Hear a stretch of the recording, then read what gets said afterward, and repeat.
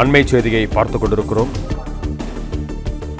சிகிச்சை பலனின்றி உயிரிழந்தவர் உடலை ஒப்படைக்க மறுப்பதாக கூறி மதுரை தேவகி மருத்துவமனை முன்பு உறவினர்கள் ஈமச்சடங்கு நடத்தி வருகிறார்கள்.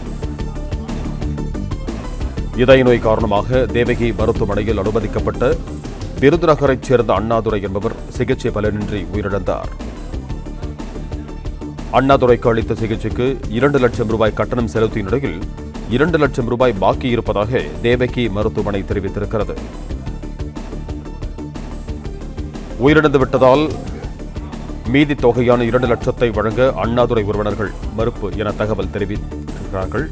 இது தொடர்பான கூடுதல் விவரங்களோடு இணைகிறார் எமது செய்தியாளர் ராஜ்குமார். வணக்கம் ராஜ்குமார், உங்களிடம் இருக்கும் தகவல்கள் சொல்லுங்கள்.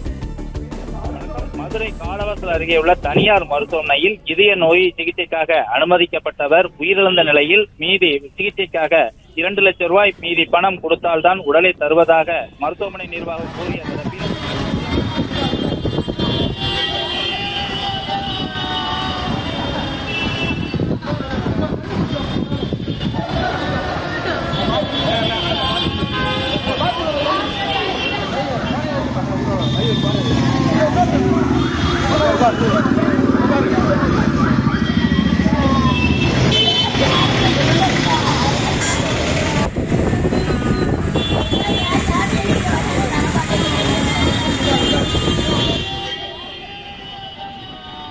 ராஜ்குமார், இங்கு தொடரலாம். காலவாசல் அருகே தனியார் மருத்துவமனையில் இதய நோய் சிகிச்சைக்காக அனுமதிக்கப்பட்ட தூய்மை பணியாளர் உயிரிழந்த நிலையில் அவரது உடலை தர 2 லட்சம் ரூபாய் பணம் கொடுத்தால்தான் உடலை தருவோம் என மருத்துவமனை நிர்வாகம் கூறிய நிலையில அவரது ஒரு இறந்தவருடைய உறவினர்கள் தற்போது மருத்துவமனை முன்பாக வந்து ஈம காரியங்களை செய்வதற்காக வந்ததால் பரபரப்பு ஏற்பட்டது. மருத்துவமனை நிர்வாகம் உடனடியாக உடலை தருவதற்கான, அதாவது பணம் கட்டாமல் உடலை தருவதற்கான ஏற்பாடுகளை தற்போது செய்ய துவங்கியுள்ளது. விருதுநகரை சேர்ந்த அண்ணாதுரை இவர் விருதுநகரில் உள்ள ஒரு வங்கியில தூய்மை பணியாளராக பணி புரிந்து வந்தார். இவருக்கு 4 பெண் குழந்தைகளும் இருக்கிறது.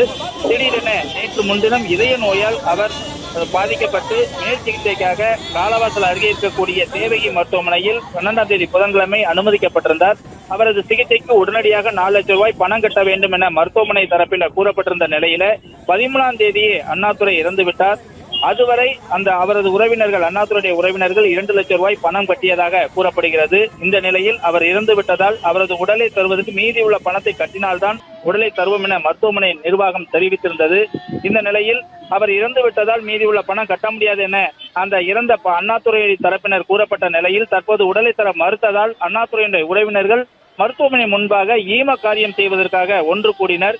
இந்த நிலையில் உடனடியாக காவல்துறையினரும் அழைக்கப்பட்டு அவர்களிடம் சமரசம் பேசப்பட்டு தற்போது எவ்வித பணமும் கட்டாமல் உடலை தர மருத்துவ நிர்வாகம் ஒத்துக்கொண்டது. இதனை அடுத்து அவர்கள் கலைந்து சென்றனர். இதனால் இந்த பகுதியில் சிறிது பரபரப்பும் ஏற்பட்டது.